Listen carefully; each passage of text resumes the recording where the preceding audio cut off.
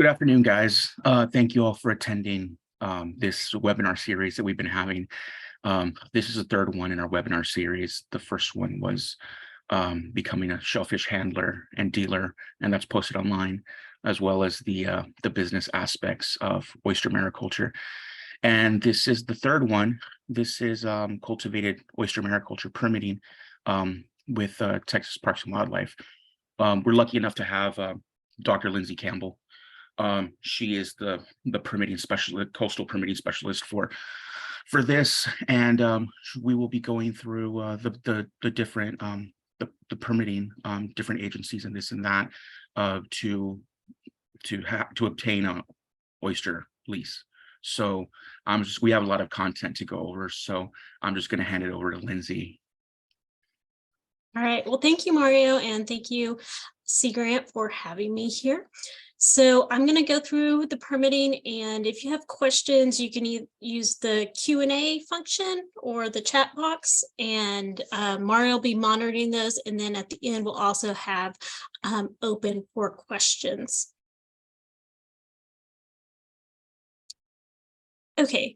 If any of y'all tuned in to some of the public meetings that we've had, you've probably seen this slide or very similar to this slide. So TPWD started accepting applications in 2020 for off-bottom cultivated oyster mariculture grow-out farms and nursery hatchery facilities. Currently, we have 3 fully permitted grow-out sites, so they are in production and harvesting from those sites. We have 5 conditionally permitted grow-out sites, so they have been initially approved by TPWD, and they're working to obtain their other agencies operations or other agency authorizations. And then we have 3 applications that have been submitted are in process. And we have 2 fully permitted nursery hatchery facilities in Texas. This is off-bottom oyster mariculture. We do not allow for any on-bottom gear or placing materials on the bottom, except in the case of hurricanes. Applicants nominate their own sites and conduct a natural resource survey. The TPWD permit is 10-year term, and only eastern oysters from Texas broodstock are allowed. You must also get authorizations from other agencies. While TPWD coordinates this, you still have to get these other authorizations. Our permit does not relieve you of any responsibilities from other permits or laws and regulations from any state, local, state, or federal regulations. So you'll have to get from the Texas General Land Office, the GLO, Texas Commission on Environmental Quality, TCEQ, U.S. Army Corps of Engineers, and U.S. Coast Guard. There is an active use criteria. So this is to prevent someone from just permitting an area to keep others out. You need to stock at least 100,000 oyster seed per acre that you have permitted per year. Now, that doesn't mean that within your permitted area, you have to put it physically in each different acre. It's just overall, if your permitted area is 5 acres, per year, we need to see that you are stocking 500,000 oyster seed. And we do allow and understand that things happen. You know, during your first year, if you get permitted towards the end of the year, we're not expecting you to meet that requirement right then. Or if a hurricane came through and the hatchery nursery you were using to procure your seed was wiped out and all of your seed was wiped out. So there are some exceptions with that. Year-round harvest is allowed. So unlike the public oyster season for wild oysters, you can harvest year-round from your permitted area. However, you must comply with all health department regulations. So time temp matrix, sanitary conditions. And then if the area is closed down by the health department for bacteria or other levels, you cannot harvest until the health department opens that back up. Now, if you're in an area where during the public oyster season, TPWD closes the wild oyster fishery in that area, that does not apply to your permitted location. That is for the wild oyster fishery.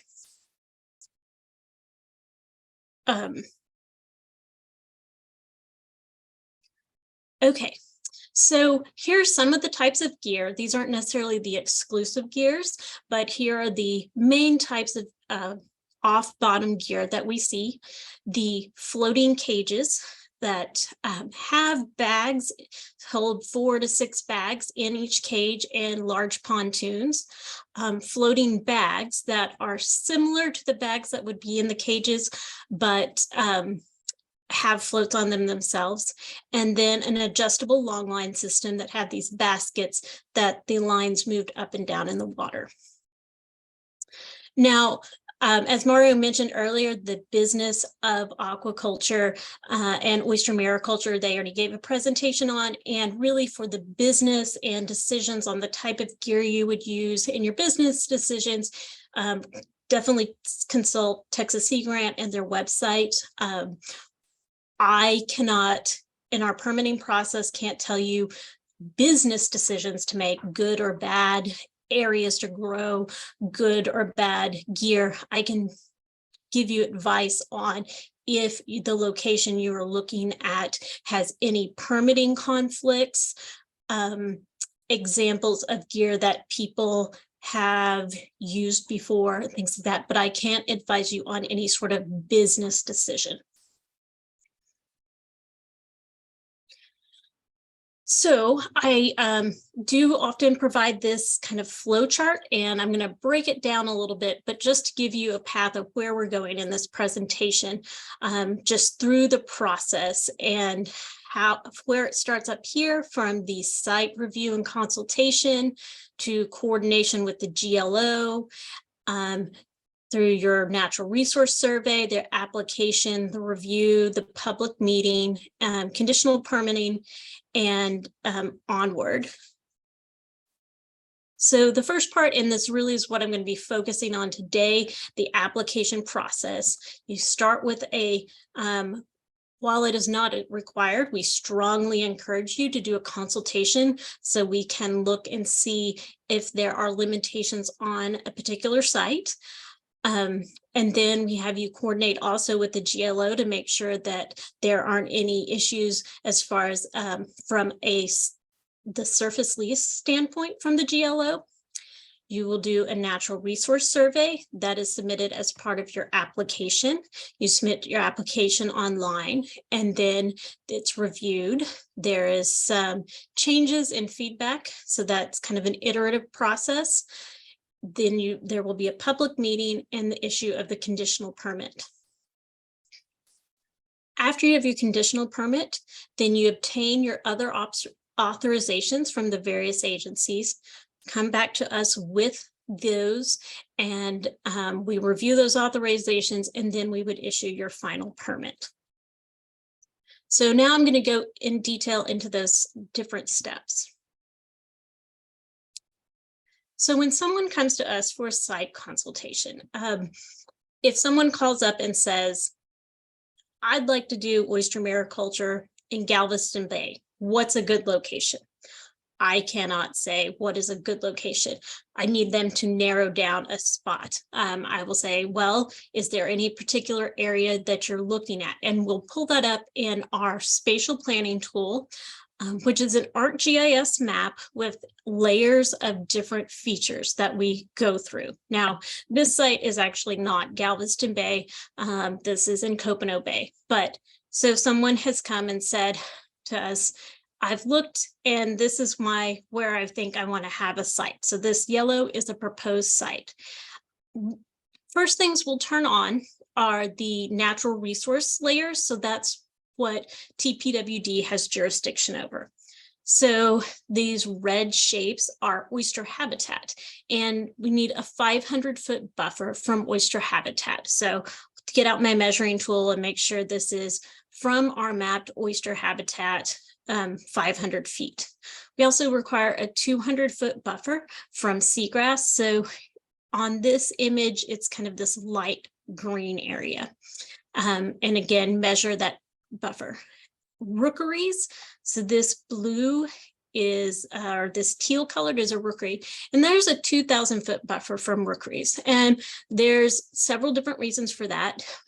One is a human health concern, so you want to be far away where lots of birds are gathering and pooping into the water, because you don't want your oysters to be taking that up and filtering it. So a human health concern, and then also concern for those rookeries that going by and your gear there and working your gear, you're not disturbing those rookeries during the nesting time, or the birds aren't attracted to your site and maybe getting tangled up in the cages, sitting on the cages or bags and getting tangled up. The way that the gears that are used in design on the market generally do not have entanglement issues, large entanglement issues with birds, but we just want to reduce that even more. In some areas, there are other biogenic reefs, such as superlid reefs, and we would also buffer those.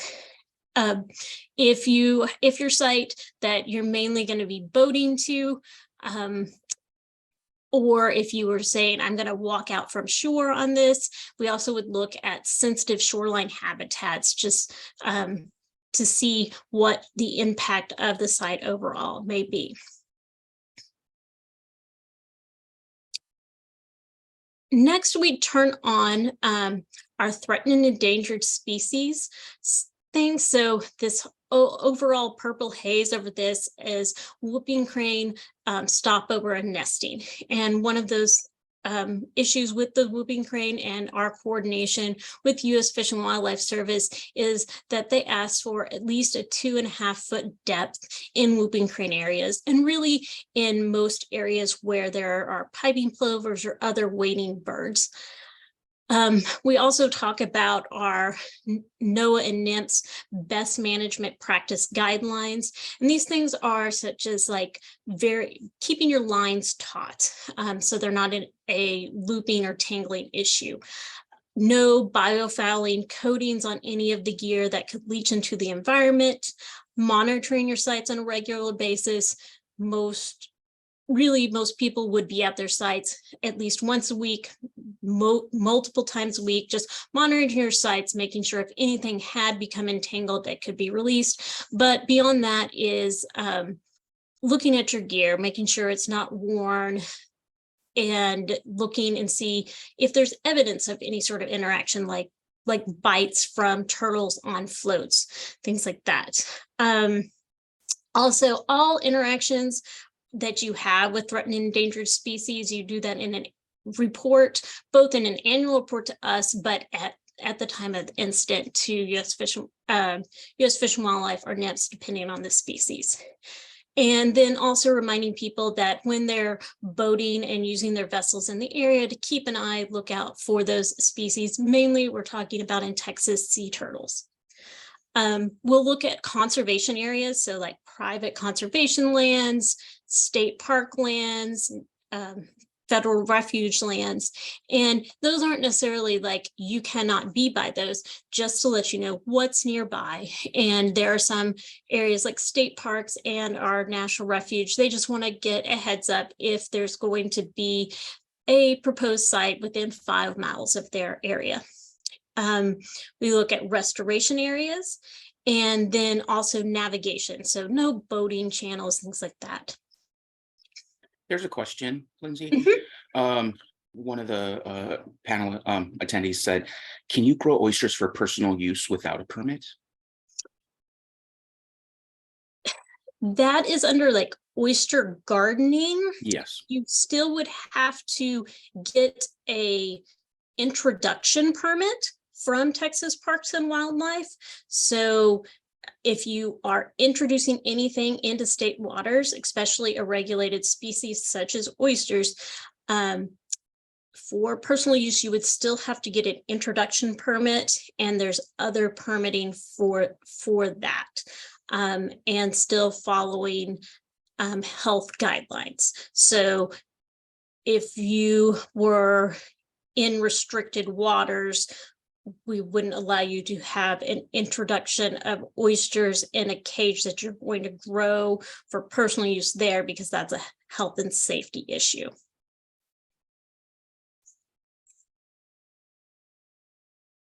Okay. So other things that we look at with our spatial planning tool are navigation district areas, dredge placement, sand sources, and as a courtesy, I have layers for oil and gas structures. These are 1,000-foot buffers. Now, on my map here, these dots with the buffers around them, those are wellheads with 1,000-foot buffers around or lines. Now, these are only an estimation. Applicants must coordinate with the GLO for the most accurate data. And so the contact at the GLO, and when we have the consult, I give this information out too, is Danielle DeVock with the GLO. And again, the GLO is the final authority on all oil and gas structures. And you have to have both our permit for the activity of mariculture, but you have to have that GLO lease, because you are altering the bottom by anchoring your structures in the water. And so you have to have both of those. And TPWD, we won't issue a permit for the activity of mariculture in an area if a GLO will also not issue the lease. So you have to have both of those. So that's why we have very good coordination with the GLO, and after a site looks good, free of conflicts from in our spatial planning tool, always say, please you need to talk to the GLO and make sure that site is approved by them before you move on, because you would not want to move on, do your natural resource survey, and then that site not be available, because again, my maps are not the most up-to-date data.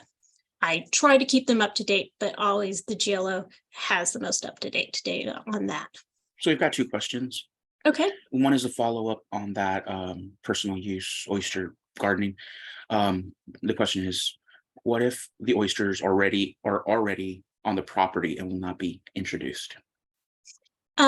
If oysters are already in the water, you just need a recreational fishing license. And there are rules around recreational fishing license for oysters. So if you're not introducing your oysters, they're already naturally there. That's not a mariculture activity. That's just recreational oyster fishing. And a second question, are there certain codes that if we see them should, in our mind, eliminate a track from being a site to investigate further? I guess certain codes, maybe if you're looking in the GLO viewer, a track has a code, and if a whole track is active use, that one cannot be.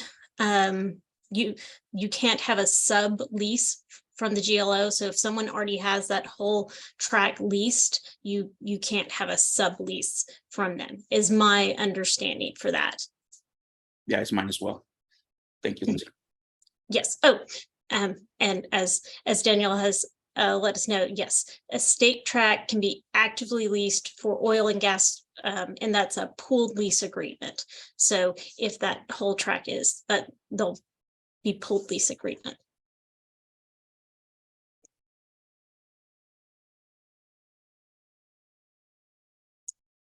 And around that whole tract, 1,000-foot buffer is required, because when someone has that whole tract and they have the ability to explore and put any sort of structure anywhere in that tract at any point in time, so you would have to buffer around that whole tract. And that's also good business practice for yourself, because you wouldn't want to be near something that suddenly they're digging and putting in structure, and that would disrupt business, I would think. Okay, so we've gone through and found what we think is the perfect site. You do have to do a natural resource survey, and this is to ensure that any sort of sensitive habitat or natural resources are not going to be negatively impacted. And while we have these maps and these tools, they are just that, a tool and a map. And a map is only as good as the last time it was updated and the data was there. So we want the ground truthing and verifying with the natural resource survey. And this is, again, something you would also have to submit to other agencies. So a lot of things that we have you submit for the application for TPWD, while we find it useful and do use that data and need to evaluate that data, it is also there that it is something that will be part of your applications for those other agencies. With the ground truthing is with sediment grabs. And there's a couple different ways. There's a Ponar grab here. People use post hole diggers, or you can use contraptions with PVC attachments to take those sediment grabs. You can supplement these surveys with a side scan sonar. So if you're within a season where seagrass season, you can do the side scan sonar. With the side scan sonar, you do less densities or fewer grab samples, but you still have to do the grab samples. There's a detailed document on our website that goes through the requirements for the natural resource survey. I'm going to go over a little bit of it, but we do have a document describing that.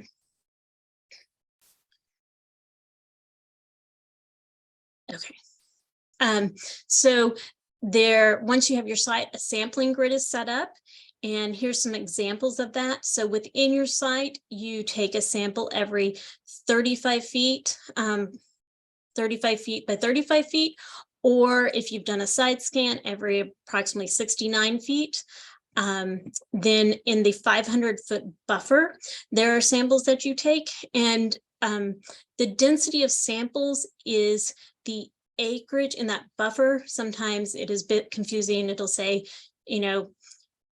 16 samples is just per acre. It is the acreage of the buffer, not the acreage of your site. Now, when it's talking to the site, the samples per acre is for the site. And then for the buffers, it's the sample per acreage of the buffer. And then I can also help you set up this grid. So some people can't plot this and do the grid themselves, but if you need help, I can help you set up the grid and give you GPS points for the grid. And here's an example of where side scan was done. And so they did the side scan and set up their samples within their site. And then with the side scan, you do a sample, you take grab samples in a 200-foot buffer. And then if there's any particular points in the 500-foot buffer that or what some people call highly reflective or show up on the side scan, then those will also be sampled to ground truth. And each sample that you take, you also take a picture of it, of the sample. Most people put either a piece of paper or a whiteboard here, and they put their point and take a picture of it, and all of those will be submitted with your application. And just a side note that a lot of this stuff can be done on Google Earth Pro. And yeah, it really helps us out when we're reviewing the application, the sites. And also the side note, I think I had that on the previous slide, with the side scan, while you can use recreational like hummingbirds, fish finders to do those side scans, you will have to have a software to convert those from the hummingbird to this type of imagery that is geo-referenced and properly tiled.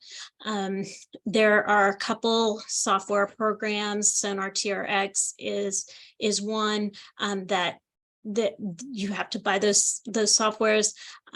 I've kind of Googled around and seen instances where people have freeware versions I have not used that. I actually haven't used Sonar TRX. I'm not a side scan person. When people have questions about that, I usually refer them to our habitat assessment team members who are the experts on this. But that is a cost there with the side scan, unless you maybe know somebody who has the software or something like that.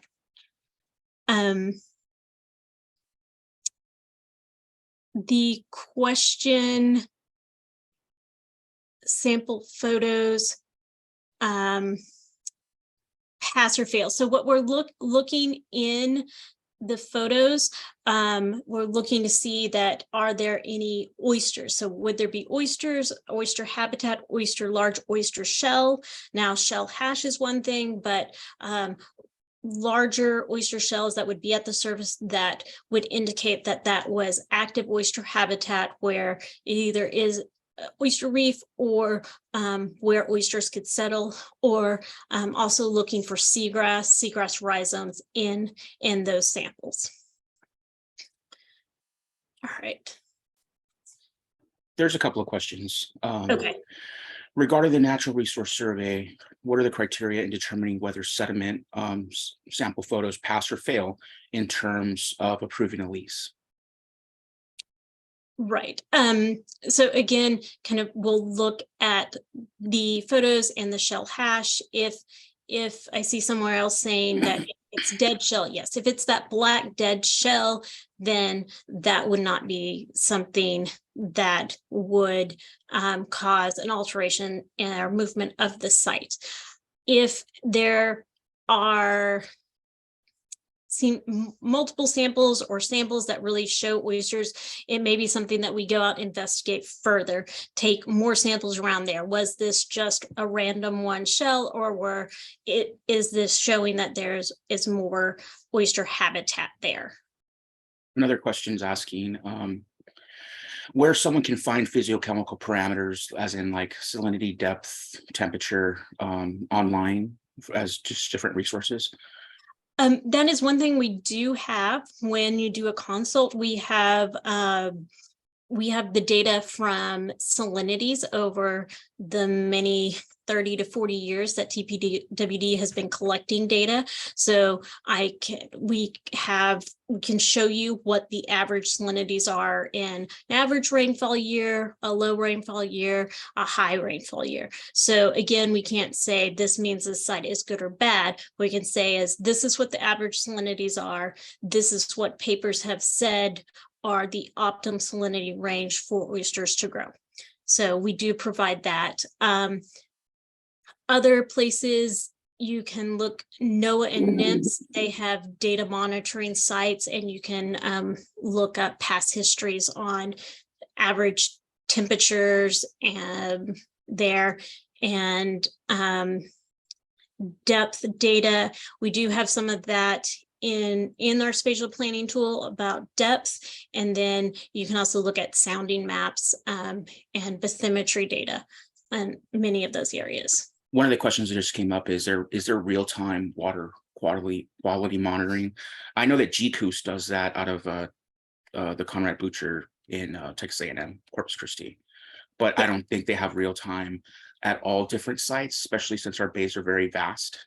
Yeah, there's networks of sites, and again, the NOAA NIMS network, they do have, and I believe the GCOOS is part of that, where there are monitoring sites, and most of the data is near real time. For those that you can look up, there is the caveat of while some data is broadcast, it hasn't been checked. So there's the unofficial data that hasn't been verified or checked, and then the past history of when data has actually been checked on those. Okay.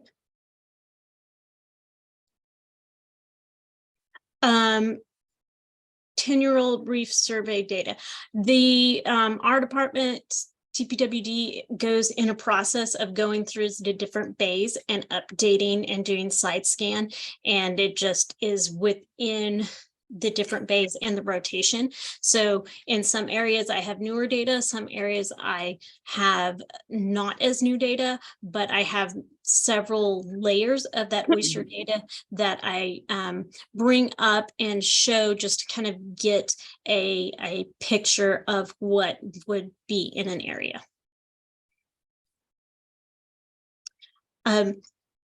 So speaking of our website, or now speaking of our website, so after you've done the natural resource survey and you're going to apply, this is the TPWD Cultivated Oyster Mariculture website, and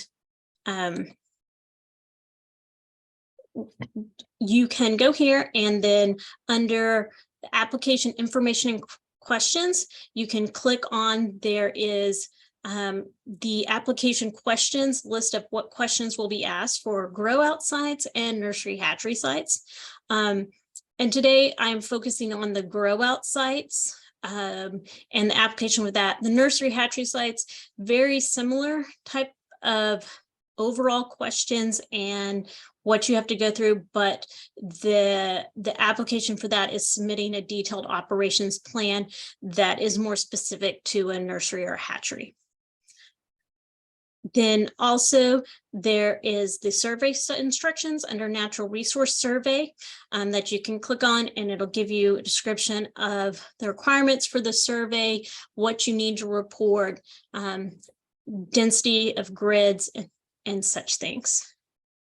And then there is the online application instructions also, where I've made a document where I've gone through with the online application and step by step, this is what screen you'll see, this is where you need to go. And then finally, there's the button that says apply online. There's a question. Why doesn't Texas entertain the private on bottom lease option similar to LDWF? That was just a decision when we were in the program was being developed, is that we do have a fairly robust natural oyster reefs and fishery, and we want to be sure to protect that and protect that any sort of mariculture process that we have would not impact that. So as a cautionary approach, we have about our brood stock and specific brood stock requirements. And then the bill that was introduced to the state legislature also specified that. So that bill that was introduced, TPWD cannot sponsor or do anything for those bills, comment on it one way or another, just how it'll affect our agency. That bill that was brought by a senator, Texas state senator, specified off bottom, and that cultivated oysters, or any oyster that has been in mariculture process in its life cycle, not be placed on any natural oyster reef. Okay, so when you submit your application, all the applications are now submitted through the online permitting portal, and you'll get in and you'll see a screen and apply. And this is a screenshot also from those instructions. So you apply your documents through the application portal, and once you do that, also, I will send you a link to where you would upload your natural resource survey documents. Since there's going to be so many pictures and files like that, we use a larger file transfer service. As an oyster gardener, can you sell seed from oysters in my garden? No. You would have to get a nursery hatchery permit to be able to sell oyster seed. And oyster seed that is used in this application. There's a process in those nursery hatcheries where they have each individual oyster larvae settles on a grain of sand. So they're separate from each other. So trying to sell any oysters like spat that is settled on other oysters, that is not permitted. Those are wild oysters and you cannot sell those. Okay. I'm not going to go through all of the questions on our application. I'm just going to go through some of the questions and that most commonly we have questions or need clarification from for the application. So question 1 is about describing the gear and your operation. So this is where you state your gear type, how your gear is anchored, how many cages and bags per line, and make sure the gear layouts that and gear maps that are part of the submission match up with your text. So as we're reading through the text and looking at your diagram, that those match up. And what we're looking for in this question is to see if you have a clear thought out operations plan. That you know what cages you're going to use, you know how you're going to anchor this, so you have thought about all of those steps. And then also, while we have you submit this and we're looking at your gear, I'm not going to tell you you can't put your lines this way or that way. What we're looking for or advise you on the density, what we're looking for is that are your lines or your gear and how you want to install them proper, so the gear does not become marine debris and or cause an event that would allow the oysters to be deposited into the environment. So do you have the appropriate type of anchors? Do this manufacturer specifications for a particular type of gear, if they say we recommend this type of line with certain strength and this type of anchor and no more than these many cages, do you meet within that? If the manufacturer said we wouldn't suggest more than 15 cages on line and you have 30 cages on the line, we're going to say, okay, how is this different? Why would you do this different? How are you going to ensure that this wouldn't come off for that? And so that's when we're describing your gear, that's kind of what we're looking for. And also with those maps and what you do, that's when we do yearly inspections, we also make sure that your gear is properly maintained.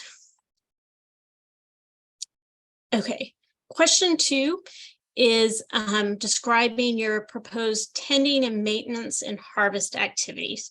So are you tending from a boat, or are you planning to wade in the water?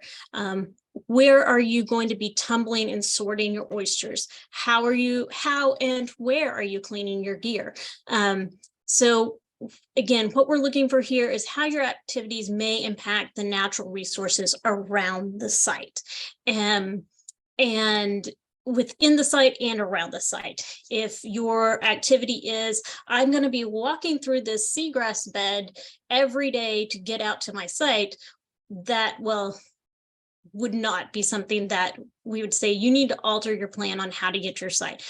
Walking through a seagrass bed is not an appropriate access route to your site. And then again, thinking about tumbling and sorting, how and where that's going to happen, and then cleaning gear. There are some regulations, especially through TCEQ, which is water quality, about cleaning gear regulations.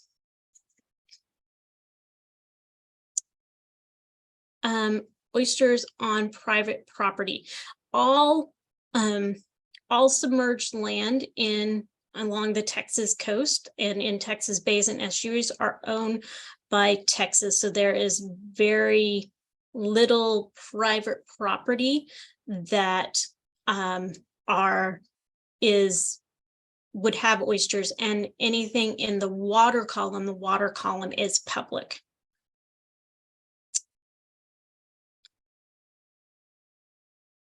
Okay.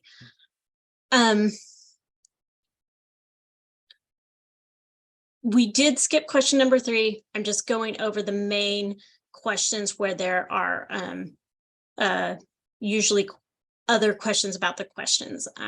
At the end, if there's a question and you're looking at the application and there is a question that I didn't cover that you have a question about, ask a question. That was very confusing. Okay, so question number 4 about proposed seeding and a stocking activity.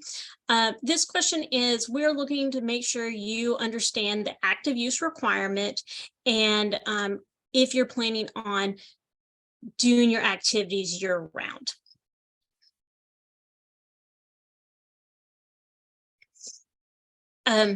Question 5 is about providing where you plan on getting your oyster seed and hatcheries and that you would use, and I can provide you with a list of hatcheries and nurseries that have been vetted by TPWD regarding their biosecurity.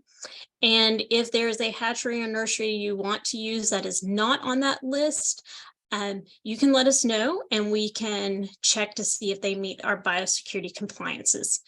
The other portion of this is about broodstock. In our biosecurity and genetic integrity protocols, which also can be found on our website, there is this type of diagram that talks about where your broodstock is from and if you're using diploids or triploids, and really goes into that further. Okay. Question 10 is about your tropical storm and hurricane plan. We're looking to see that you have thought about tropical storms and hurricanes and what actions you would take. Again, from the standpoint of this gears in the water, it can become marine debris.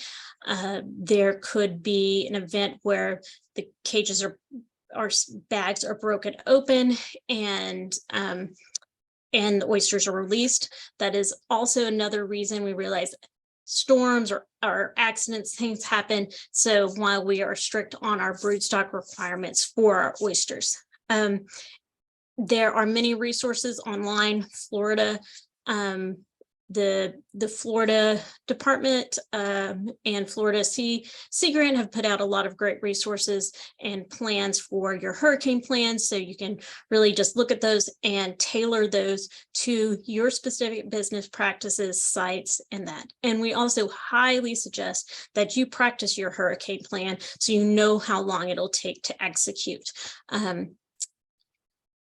It's one thing to say, yep, I'll sink my cages, but if you haven't practiced sinking your cages, you really don't know how long. That's not so much in your hurricane plan, but just in general, we highly suggest that you would practice this. Question 11 is about predator and bird deterrence. So the NSSP, or National Shellfish Sanitation protocols, require bird deterrence and an operations plan if birds are a problem. So we ask about this to make sure that you have thought about this if birds are a problem at your site. And also all these questions in your application we put those together in your permit, and that can constitute an operations plan. It's a very basic operations plan, but it can constitute an operations plan to already have on hand if birds become a problem. So this picture here of all these birds sitting, this is something we do not want to see. And when we go out and do our annual inspections, or if game wardens or any other staff members go by and they look and they see that there's lots of bird droppings on cages and such, that is something that is a health issue. And we would say you either, need to change your bird deterrence, step up your bird deterrence, that birds are a problem. And we need to work with you to come up with a way to keep the birds off your gear. One thing I do want to mention is we do see this in a lot of applicants, that the bird away kites or hawk system. And more recently, U.S. Fish and Wildlife has come out with that if you're going to use this type of system, especially in whooping crane area, that the string or line be a highly visible color, and if at all possible, with very strong suggestion that you would not use those during whooping crane season. And we have many sites that are near whooping crane and nesting areas.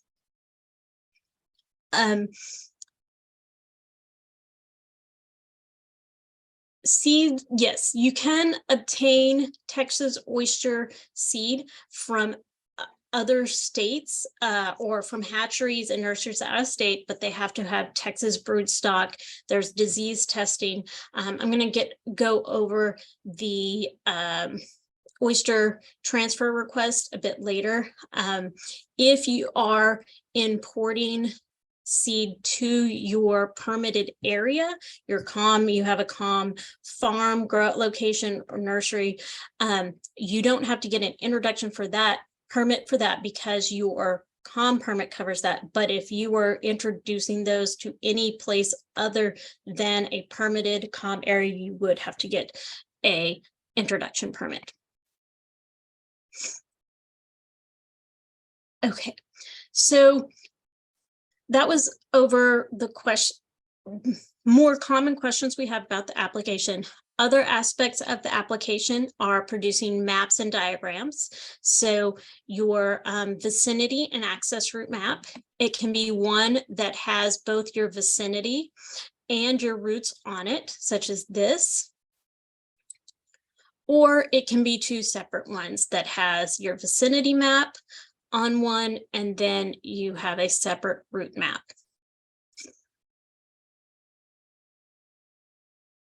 Your overhead site layout. Again, this is something that what we're looking for is that how the gear is anchored, spacing, things like that in here. So there are many different heights. Many people use programs to produce them, but clearly marked and labeled so we can interpret the diagram. Here's just a different example of the same type of thing with the cages, the anchors, showing direction and width on those. The cross-section diagram, this shows how, more so than just the layout, how cages or floating bags are anchored. Your bottom, your water surface, your anchor, the mean low water line. Again, this is something else that is required in many of your other applications, these type of diagrams, and just showing how things are configured in the different positions, the oyster feeding position, desiccation, and storm position.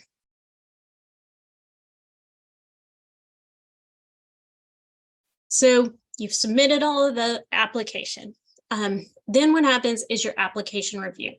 And so the review team is myself, the permitting officer, the ecosystem team lead for the bay system that you're going to be, a representative from our ecosystem resource program, and then our aquaculture inspection staff member who is also our liaison with TCEQ on aquaculture. So they also can they also are looking for things that might cause issues with TCEQ. Again, we at TPWD don't want to permit anything or conditionally permit anything that is going to be in conflict with other agencies. So a lot of this coordination and things that we suggest is to reduce that from other agencies saying, hey, well, while we may not explicitly say in our regulations this, we know other agencies have these concerns and are going to look for these aspects. So we also look for those.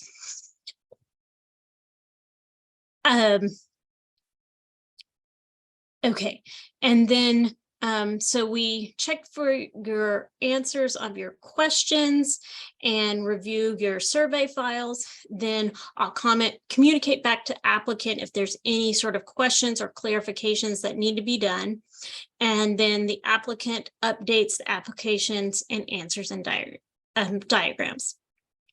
And yes, we will be answering questions after the meeting, and I'll have my contact information that you can contact me about any questions. So after that back and forth and we get the application where everyone is satisfied with the answers, and the other thing that's important about being satisfied with the answers to the application is those answers, again, go into your permit, and that is considered part of your operations plan. And when we do our inspections, or if a game warden was out at your site or anything like that, they're going to look at those questions and see, well, your answer was this. Are you operating within the parameters that are in your permit and the answers to your questions? So if you are going to deviate from any of those answers, there's a permit amendment process that we do. We update those.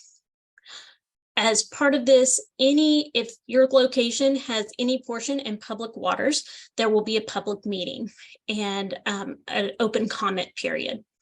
So grow out locations, generally, I cannot think of a situation where a grow location would not be in public waters. Also, for grow locations, they have to be in approved or conditionally approved waters that are designated by Department of Health.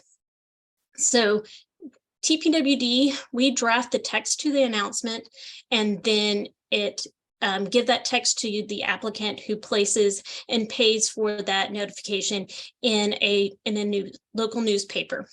I'll go in and update our online viewer, putting the location on and having the information for the public meeting there.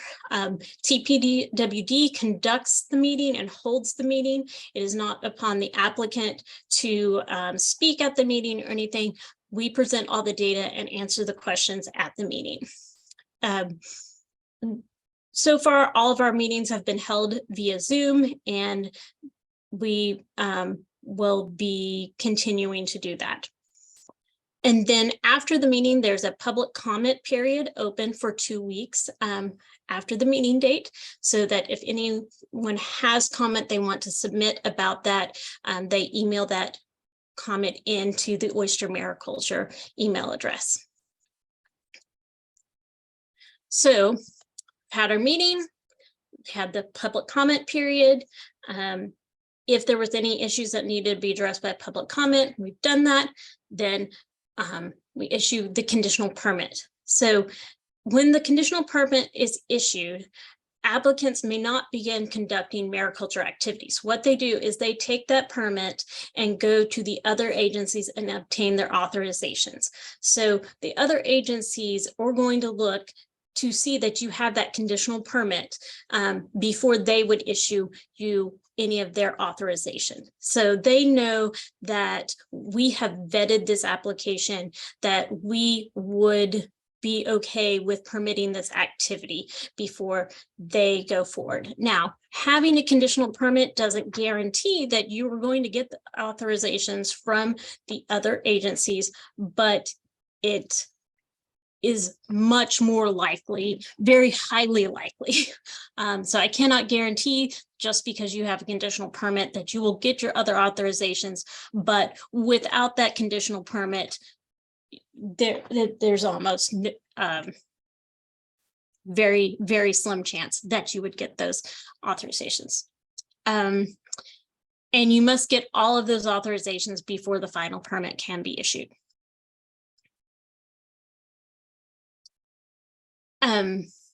So on the information on the application, we will list the specific authorizations. And then once you get your conditional permit, we also, again, let you know the other authorizations you need to get. With all these authorizations, you can apply concurrently. The only one you can't is that the Coast Guard marking designation, they need to see information from the Army Corps of Engineers before they will issue that. So that one has to come after the Army Corps designation. And the process to get these authorizations from the other agencies have a long lead time in some cases, several months. So that's why we say to apply concurrently. And speaking with the GLO, some people were hesitant to apply for their GLO lease because once the lease is executed, your fees are due, but the GLO you can get your paperwork in order and they can put that application on pause, but make sure that you have coordinated with the GLO and make sure your paperwork is there. So once you have your other authorizations, they can go forward on that one. From TCEQ, there's the wastewater aquaculture general permit for grow out site facilities are level 5. If you're pumping water like a hatchery nursery, there's a water rights form. Army Corps of Engineers, their job is to coordinate with other federal agencies and look for any conflicts that may be dealing with federal concerns. Sometimes a mariculture site is deemed that it falls under the nationwide 48 permit, and that deals with mariculture. But you do need to submit a pre-construction notice to the Corps. They may again say that you fall under the nationwide further 48, or they may request further consults and review from other agencies. And then when you're applying to the U.S. Coast Guard, you ask for a marking determination and you ask for your patent. And that's an acronym for private aids to navigation. And while you're waiting on the patent, you ask also for a temporary authorization while you're waiting on the fully executed patent, because again, that's a process that can take sometimes several months, sometimes it's gone quickly, but if you get your temporary authorization while you're waiting on the full one, then you can go forward.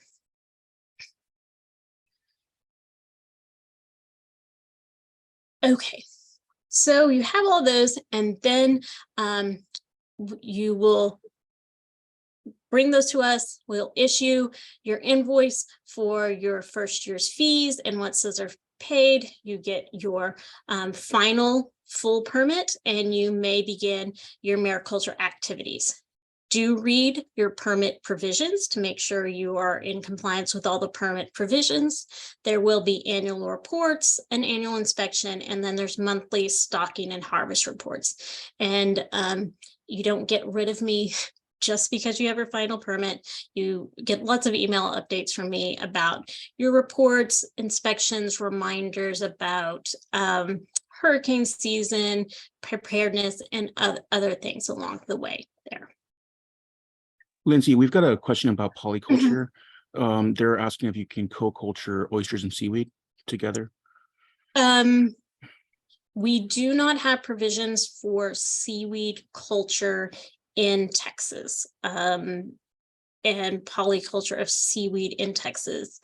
I do not know if there's any forms of seaweed that are that go to the market. There's forms of seaweed that do grow in our waters, but the ones that get cultivated for aquaculture, I don't know if they grow in our water. But right now we do not permit seaweed aquaculture. There's another question about the Army Corps of Engineers requirement to review for endangered species impacts.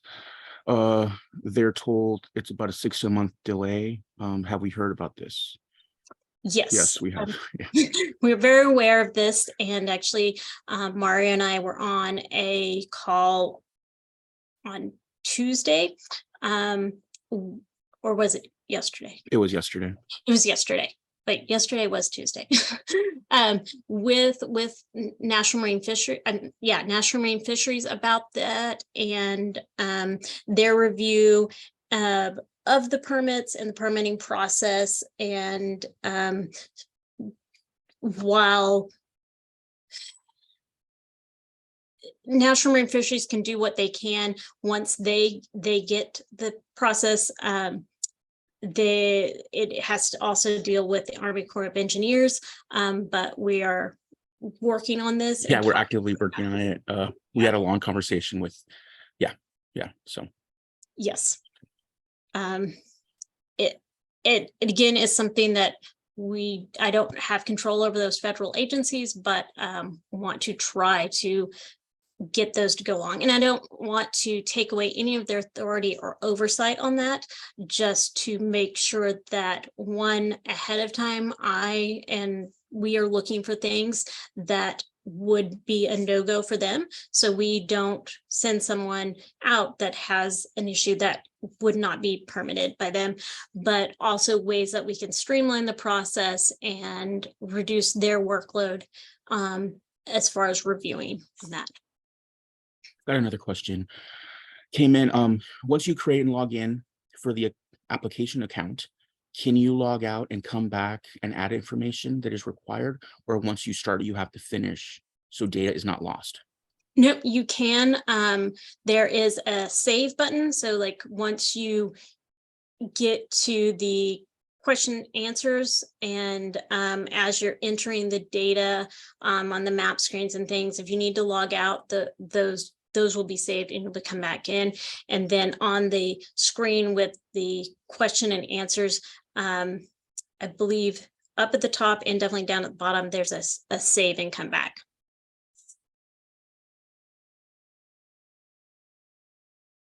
Okay. Just want to bring up, after you have your final permit, there are still other things. While you may not have to get other permits unless you were collecting broodstock, that is a whole broodstock collection permit, but your oyster transfer request. So when you are bringing seed in, or when you're harvesting, you have to tag your oysters with a harvest tag. We have those tags for you, and they have to be tagged. But when you're moving oysters around, other than harvesting where they're tagged with harvest, you do need to have your transfer request document. So you submit your transfer request, and then I look it over and again check for our biosecurity, genetic integrity protocols, check against that to make sure, and then I issue a transport authorization. So if you're bringing in seed, whether you're bringing it in from out of state or moving it from one of our hatcheries in Texas, but you have that seed, you need to have that transport authorization with you, because if you're stopped by a law enforcement agency and you don't have your permit and that transport authorization, that's illegal possession of those seeds, and there are penalties for that. So there are our transfer requests for that, and then if you're collecting broodstock, there's a whole broodstock permit for that. How much of a heads up do the farmers have to give Texas Parks and Wildlife before they do this? For your transfer request, that's a week. Sometimes I can process it in less than that, but per permit provisions, the request document, and I believe also TAC, it says a week. So sometimes I can turn those around a lot faster, but please get those ahead of time for that. And just going to go just show this when we talk about our broodstock and our broodstock regions. In Texas, our southern region, while they're still the same species, there are certain genetic markers in the oysters from that southern region that are different, and we want to be able to protect those broodstock regions. So If you are in the northern region, you can only use broodstock from the northern region. If you're in the southern region, you can only use broodstock from the southern region. There is a mixing zone where there's proportions of both of these regions that you could use broodstock either from your mixing zone or your northern region or your southern region. And with that, I can take any other questions. And I'm going to put up my information here. So I'm the coordinator for the Cultivated Oyster Mariculture program. So you can email me, or there's that oyster.mariculture@tpwd email that you can also email. I'm one of the people that monitors that and can answer questions there also.